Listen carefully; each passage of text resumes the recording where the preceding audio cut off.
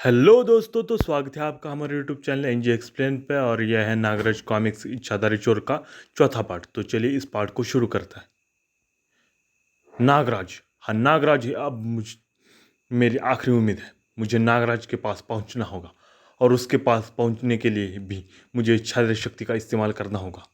भागोगी कहाँ नागिन?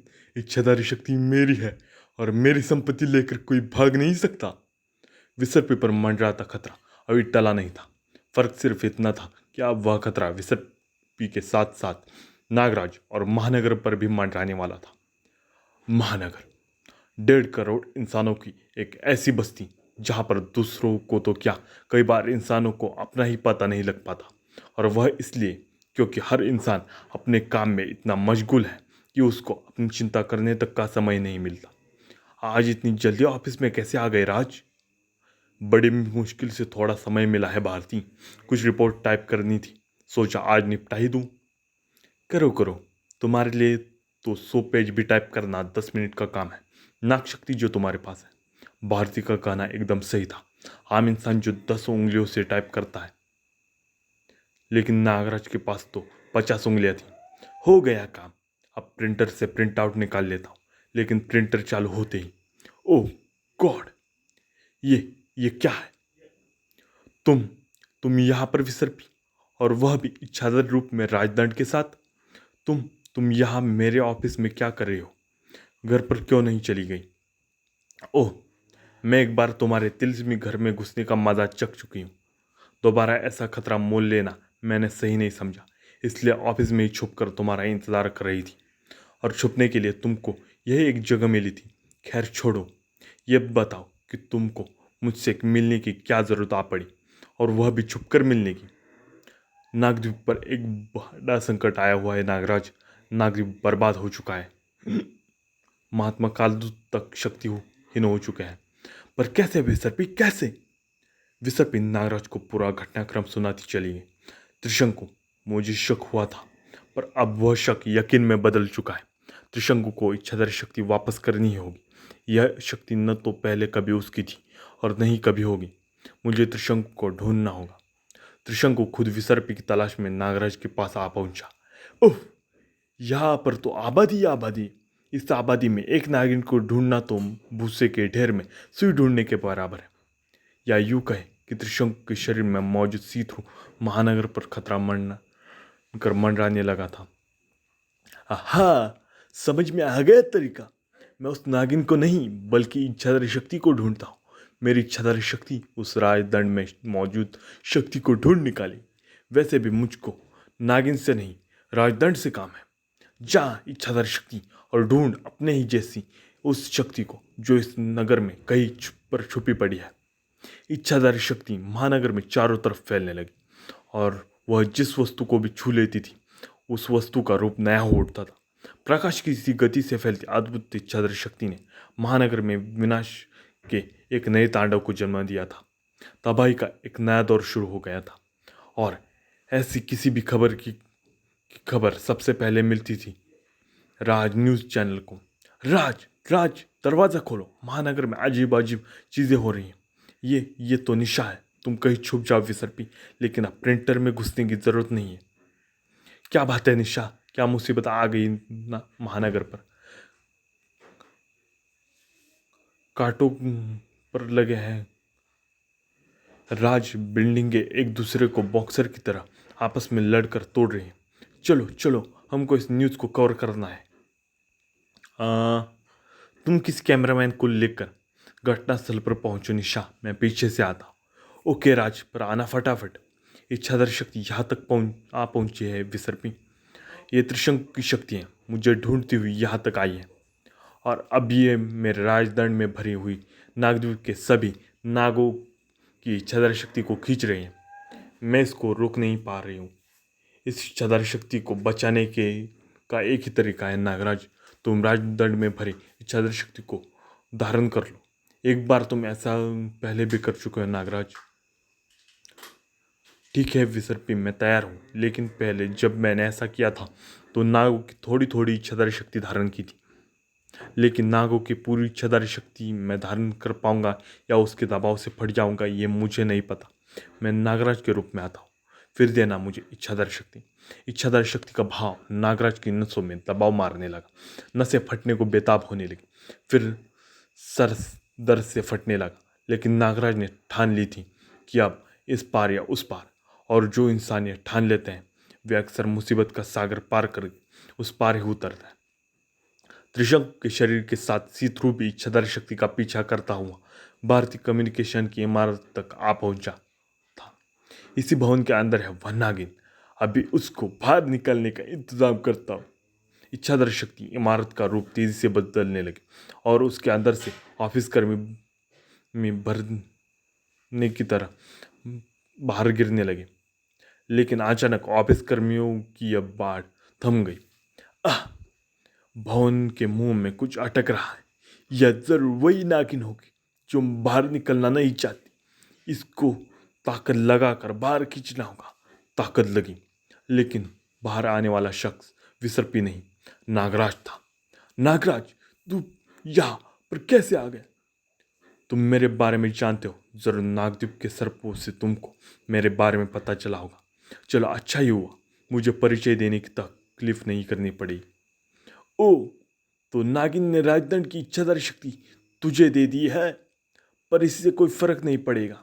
वह शक्ति मैं तुझसे ले लूंगा। यह शक्ति तुमको वापस करनी होगी त्रिशंकु। ये तुम्हारी नहीं, नागों की अमानत है। ये शक्ति विश्वामित्र ने त्रिशंकु के लिए, मेरा मतलब मेरे लिए मंगाई थी। अब मैं इस शक्ति से एक नई सृष्टि की रचना करूंगा, जिसका भगवान मैं हूंगा। मेरी पूजा करेंगे लोग और वह सृष्टि यही बनेगी, इसी धरती पर। तभी ये तुम क्या कर रहे हो सीथ्रू? इस शक्ति की मदद से तो हमको स्वर्ग को जीतना है। स्वर्ग में जाना हमारा पहला लक्ष्य है। इच्छाधारी शक्ति को यहाँ पर व्यर्थ मत करो। तू होश में तो आ गया है त्रिशंकु, लेकिन कालदूत के वार के कारण तू हमेशा जड़ अवस्था में ही रहेगा। इसलिए तू तमाशा देखने के अलावा कुछ भी नहीं कर सकता। इसलिए चुपचाप तमाशा देख। अरे, जब मैं यहीं पर भगवान बन सकता हूँ तो मैं स्वर्ग पर चढ़ाई करने का खतरा क्यों मोलूं? धोखा! तू भगवान नहीं है और शैतान है, और शैतानों को नागराज कभी कामयाब नहीं होने देगा। तू इच्छाधारी शक्ति छोड़ और मैं इसको सूखता हूँ, फिर तू उससे बनाएगा अपनी सृष्टि। अब मैं नई सृष्टि की रचना करूँगा और उसके लिए मुझको इस मौजूद सृष्टि को हटाना होगा। जब नया भगवान आ रहा है तो पुराने भगवान का यहाँ पर भला क्या काम? तू भगवान नहीं, शैतान है, और शैतानों को नागराज कभी कामयाब नहीं होने देगा। तू इच्छाधारी शक्ति छोड़ और मैं इसको सोखता जाऊंगा, फिर तू उससे बनाएगा अपनी सृष्टि। मैंने कह तो दिया है, पर करना मुश्किल लग रहा है। मेरा शरीर शायद और ज़्यादा इच्छाधारी शक्ति नहीं संभाल पाएगा। फट जाऊंगा मैं और यह सृष्टि को तबाह करता जाएगा। क्या करूं मैं इसको रोकने के लिए? सिर्फ बातें मत कर नागराज, शक्ति को सोख कर भी दिखा। यह शक्ति कालदूत की इच्छाधारी शक्ति है। तेरे पास सभी नागों की जितनी इच्छाधारी शक्ति मिलाकर है, कालदूत की अकेली इच्छाधारी शक्ति उससे भी ज्यादा है। तू शक्ति को सोख सोख कर फट जाएगा, पर यह शक्ति कम नहीं होगी। आह! अब मैं और इच्छाधारी शक्ति ग्रहण नहीं कर सकता। चारों तरफ क्या हो? सृष्टि तेजी से बदलती जा रही थी। एक तरीका है, अगर ये अपनी इच्छाधारी शक्ति के प्रयोग से सृष्टि को बदल रहा है तो मुझे अपनी इच्छाधारी शक्ति की मदद से सृष्टि को वापस अपने रूप में लाना होगा। तू इच्छाधारी शक्ति का प्रयोग करके अच्छा कर रहा है नागराज। अब मैं तेरी इच्छाधारी शक्ति को सोखता जाऊंगा। ला और शक्ति मुझे दे। वार उल्टा पड़ रहा है। मेरी इच्छाधारी शक्ति को यह पानी की तरह पीता जा रहा है और महानगर और उसके निवासियों का रूप तेजी से बदलता जा रहा है। इससे लड़ने का तरीका बदलना पड़ेगा। इसको ब्रह्म में डालना होगा। सौड़ांगी, तुम तुरंत भारती के पास जाओ और उनसे कहना कि वो दादा वेदाचार्य की मदद से।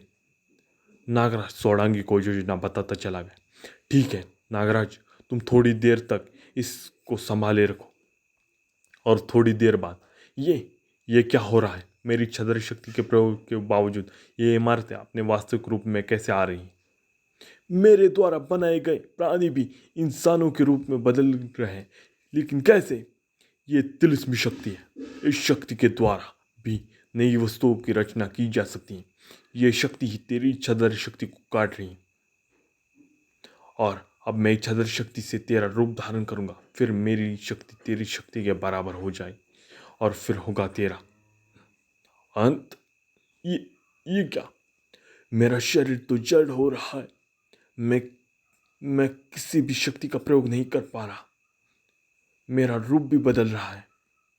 तिलिस्मी गद्दे ने तुमको बचा लिया नागराज, पर तुमको हुआ क्या है? ये तो जड़ हो गया है। इसके गले से तो आवाज तक नहीं निकल रही है। उफ! अब न तो मैं इसकी इच्छाधार शक्ति खींच सकता हूँ और न ही तिलिस्मी शक्ति के कारण नई सृष्टि को बनाना शुरू कर सकता हूँ। यह करने के लिए मुझे नागराज के शरीर में मौजूद इच्छाधारी शक्ति चाहिए। तब शायद तिलिस्मी शक्ति को भी मैं चुनौती दे सकूंगा। लेकिन इसके लिए मुझे इंतजार करना पड़ेगा और नागराज पर नजर रखनी होगी। नागराज एक बड़ी मुसीबत में फंस गया था। नागराज को यह क्या हो गया है? यह इच्छाधारी रूप बदलती जड़ अवस्था में कैसे आ गया? कुछ समझ में नहीं आ रहा विसर्पी। मुझे पता है यह जड़ शक्ति मेरे वार से पैदा हुई है। नागराज ने उसका रूप धारण किया था। ओह! उसका रूप लेने से उसकी शक्तियों के साथ उस पर चढ़ा वार का असर भी नागराज के ऊपर आ गया। मैं अभी अपना वार वापस लेता हूँ, फिर नागराज सामान्य हो जाएगा। महात्मा कालदूत, यहाँ पर कैसे? मुझे अपनी शक्ति वापस प्राप्त करने के लिए त्रिशंकु के पीछे तो आना था ना। लेकिन जड़ शक्ति का प्रयोग तो मैंने त्रिशंकु पर किया था, उस पर तो इसका असर हुआ ही नहीं। फिर नागराज पर इस शक्ति का असर कैसे हो गया? नागराज सामान्य हो गया था, लेकिन सोचना यह है कि आपका वार असरदार था महात्मन, तो उसका असर त्रिशंकु पर भी होगा। पर वह असर नजर क्यों नहीं आया? तुम्हारा मतलब है कि जो दिख रहा है वह सच नहीं? हाँ, अगर मेरा शरीर जड़ हो सकता है तो त्रिशंकु का शरीर भी जड़ अवश्य हुआ होगा। और अगर उसका शरीर भी तब भी हरकत में था तो इसका एक ही अर्थ है, उसका शरीर कोई और चल रहा है। कोई और? तुम्हारा मतलब है कि त्रिशंकु के शरीर में कोई और घुसा हुआ है? पर मैंने उससे बात की है, उसकी शक्ल जरूर बदली हुई थी, लेकिन वह त्रिशंकु ही था। मैं धोखा नहीं खा सकता। एक शरीर में दो प्राणी भी तो हो सकते हैं महात्मा कालदूत, जैसे मेरे शरीर में लाखों प्राणी रह सकते हैं। हो सकता है त्रिशंकु तो धरती पर आ ही नहीं सकता था, लेकिन अगर उसके शरीर में कोई प्राणी है तो त्रिशंकु का शरीर धरती पर आ सकता है। और उसका चेहरा किसका है इसका मुझे अंदाजा हो रहा है, क्योंकि इस शक्ल में एक शख्स ने पहले भी मेरी इच्छाधारी शक्ति चुराने की कोशिश की थी। हम लड़कर त्रिशंकु से नहीं जीत सकते, लेकिन मेरे पास एक योजना है इस मुसीबत को खत्म करने की। सुनिए। योजना बनने लगी, लेकिन दुश्मन की स्थिति भी मजबूत हो रही थी। कालदूत द्वारा अपना जड़ अस्त्र वापस लेने लिए जाने के कारण त्रिशंकु भी मुक्त हो गया था। आहा! मैं इस अवस्था में बाहर आ गया सीथू। अब मैं तुझे ऐसा करने का दंड दूंगा। मत भूलो कि तुम मेरे कारण ही पृथ्वी पर आ पाए हो त्रिशंकु। मुझे दंड देने के बाद तुम भी यहाँ पर नहीं रह पाओगे। ठीक है, ठीक है, यह बहस हम बाद में भी कर सकते हैं। अब नागराज को ढूंढो। अब हम उससे शक्ति खींच सकते हैं। नागराज को ढूंढने की जरूरत नहीं है। नागराज जी तुमको ढूंढता हुआ यहाँ तक आ गया है। अब यहाँ पे नागराज ने खुद के इच्छाधारी शक्ति की मदद से पंख उगा लिए हैं। तू तू फिर से चलने फिरने लगा नागराज। अच्छा ही हुआ, क्योंकि अब हमारी मेरा मतलब मेरी शक्ति भी बढ़ गई है। अब तो अपनी इच्छाधारी शक्ति को खींचने से नहीं बचा सकता। और एक बार तेरी इच्छाधारी शक्ति मुझे मिल गई, फिर न तो मेरे सामने तिलिस्मी शक्ति ठहर पाएगी और न ही देव शक्ति। तुझको हराने के लिए मेरी इच्छा नाग शक्ति ही काफ़ी है। देख नागराज का प्रलयंकारी इच्छाधारी रूप। इच्छाधारी रूप सिर्फ तू ही नहीं नागराज, मैं भी धारण कर सकता हूँ। पर तू ये शायद याद रख, जितनी ज़्यादा शक्ति तू इस्तेमाल करेगा उतना ही मुझको फायदा पहुँचेगा।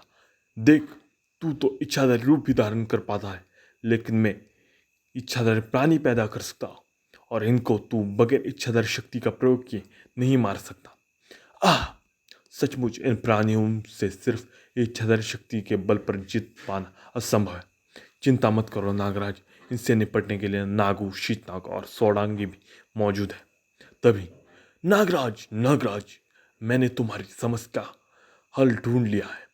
इस समस्या का हल ये तिलिस्मी यंत्र है। वाह, पर ये तिलिस्मी यंत्र काम कैसे करता है? कैसे मदद करेगा ये मेरी? इस तिलिस्मी यंत्र को तुम अपनी गर्दन में पहन लो, फिर तुम बेहिसाब इच्छाधारी शक्ति सोख सकोगे, लेकिन तुम्हारी इच्छाधारी शक्ति कोई छीन नहीं पाएगा। वाह, दीजिए मुझे यह यंत्र, इसको मैं अभी पहन लेता हूँ। नहीं नागराज, ऐसा मत करना। पर क्यों विसर्पी? मुझे लगता है ये नकली वेदाचार्य है। त्रिशंकु ने इसको अपनी इच्छाधारी शक्ति की मदद से बनाया। इस यंत्र को पहनने से तुम्हारी इच्छाधारी शक्ति जरा त्रिशंकु को मिल जाएगी। अगर ऐसा हुआ तो मैं खतरे में पड़ जाऊंगा। मुझे भी इस जांच पर नजर रखनी होगी। ऐसा नहीं है विसर्पी, इच्छाधारी शक्ति से बने किसी प्राणी को मैं तुरंत पहचान सकता हूँ। यह असली वेदाचार्य ही है। ठीक है, जांच करनी जरूरी। तुम ये यंत्र पहनकर मेरी इच्छाधारी शक्ति खींचने की कोशिश करो। अगर ऐसा हो गया तो ये यंत्र असली है, वेदाचार्य असली है, वरना मैं इस यंत्र को तुरंत तोड़कर तुमको आज़ाद कर दूंगी। जांच का नतीजा त्रिशंकु को चौंका देने वाला था। अरे नागराज उस नागिन राजकुमारी की इच्छाधारी शक्ति को उसके प्रतिरोध के बावजूद आराम से खींच ले रहा है। मुझे तिलिस्मी यंत्र को किसी भी कीमत पर हासिल करना होगा। अगले ही पल नागराज की गर्दन में अटका यंत्र खींच लिया गया, लेकिन वह यंत्र नागराज से ज्यादा दूर नहीं जा पाया। भीषण इच्छाधारी शक्तियों से युक्त दो प्राणियों में रस्साकसी हो रही थी। सवाल जिंदगी और मौत का था और दांव पर लगी थी पूरी सृष्टि। लेकिन नागराज की शक्तियां थोड़ी कमजोर सी पड़ रही थी और तिलिस्मी यंत्र को थामे रखना अब नागराज के लिए असंभव होता जा रहा था। नहीं, उसके हाथों की पकड़ खुलती चली गई और बिना कोई वक्त गवाए त्रिशंकु ने वह यंत्र अपने गले में डाल लिया। हा हा हा, तूने मेरी विजय का हार खुद ही मेरी गर्दन में डाल लिया है नागराज। अब यह हार तेरी हार बनेगा। मेरी हार क्यों बनेगा? तुम्हारे गले में है तो ये तुम्हारे लिए हार बनेगा ना। ये मुझे क्या हो रहा है? मैं मैं तुम्हारे शरीर से अलग क्यों हो रहा हूँ त्रिशंकु? मुझे कुछ नहीं पता सी थ्रू। अगर पता नहीं है तो मुझसे सुन लो ना। ये तिलिस्मी यंत्र इच्छाधार शक्ति नहीं खींचता, बल्कि एक शरीर में घुसे दो या दो से ज्यादा प्राणियों को अलग कर देता है। इसका तुमने विसर्पी के ऊपर जो असर देखा था वह सिर्फ तुमको दिखाया गया एक नाटक था। विसर्पी अपनी शक्ति स्वेच्छा से मुझे दे रही थी। पर मुझे पता कैसे चला पर तुझे पता कैसे चला मेरे शरीर में एक और भी प्राणी है? ओह, सी थ्रू के मेरे शरीर से निकलते ही मैं फिर से पृथ्वी लोक से दूर शून्य में लटकने के लिए जा रहा हूँ। लेकिन इच्छाधार शक्ति पृथ्वी पर होने के कारण त्रिशंकु के साथ नहीं जा पाई है, मेरे शरीर में ही रह गई है और मैं इतनी इच्छाधार शक्ति का दबाव नहीं सह सकता। त्रिशंकु के अंतरिक्ष में उज्जवल होने के साथ साथ सीथ्रू का इच्छाधारी शक्ति से बना शरीर एक बार फिर फटफड़ा था और नागों से चुराई गई सारी इच्छाधारी शक्ति वापस नाग के पास पहुंच गई थी। नागद्वीप एक बार फिर से आबाद हो गया था। तुम्हारी योजना ने नागों को एक नई जिंदगी दी है नागराज, वरना नाग का तो अस्तित्व नष्ट होने की कगार पर पहुंच गया था। इसमें अगर वेदाचार्य की तिलिस्मी शक्ति ने मदद न की होती तो अवश्य ही ऐसा होता महात्मन। लेकिन खतरा अभी पूरा तरह से दूर नहीं हुआ है। त्रिशंकु भी अभी सही सलामत है और सीथ्रो भी, और वे बगैर इच्छाधारी शक्ति पास ये चैन से नहीं कभी नहीं बैठेंगे। समाप्त। तो दोस्तों, ये कॉमिक यहीं पे ख़त्म होती है। अब मैं आपके लिए कोई नई कॉमिक्स लाऊंगा, फिर वो शायद मैं नागराज के पुराने वर्जन या फिर कहे दूसरे नागराज के दूसरे कॉमिक के वर्जन की कॉमिक लाने की कोशिश करूंगा, जो कि मेरे पास अवेलेबल तो है लेकिन फिर भी उससे रिकॉर्ड करने में बहुत सारी दिक्कत हो सकती हैं। अब इस कॉमिक में हमने ये बातें देखी कि हमने इस पूरी सीरीज में हमने इच्छाधारी शक्ति का पूरा पास्ट, प्रेजेंट और इसके बेनिफिट्स और इसकी लिमिट्स और इसकी फीट्स देखी। अभी इस कॉमिक में हमें इच्छाधारी शक्ति का पूरा बैकग्राउंड बताया गया है। इस वजह से हम ऐसा मान सकते हैं कि इच्छाधारी शक्ति यूनिवर्स में एक सबसे पावरफुल फोर्स भी हो सकती है अगर ये किसी ताकतवर इंसान के पास चली जाए। तो इस कॉमिक को यहीं पे समाप्त करते हैं और इस वीडियो को भी, अगर वीडियो पसंद आया हो तो वीडियो को लाइक, शेयर और हमारे चैनल को सब्सक्राइब कीजिए। मैं ऐसी ही नई कॉमिक्स के साथ आपसे मिलूँगा बेहद जल्दी। जय हिंद, वंदे मातरम।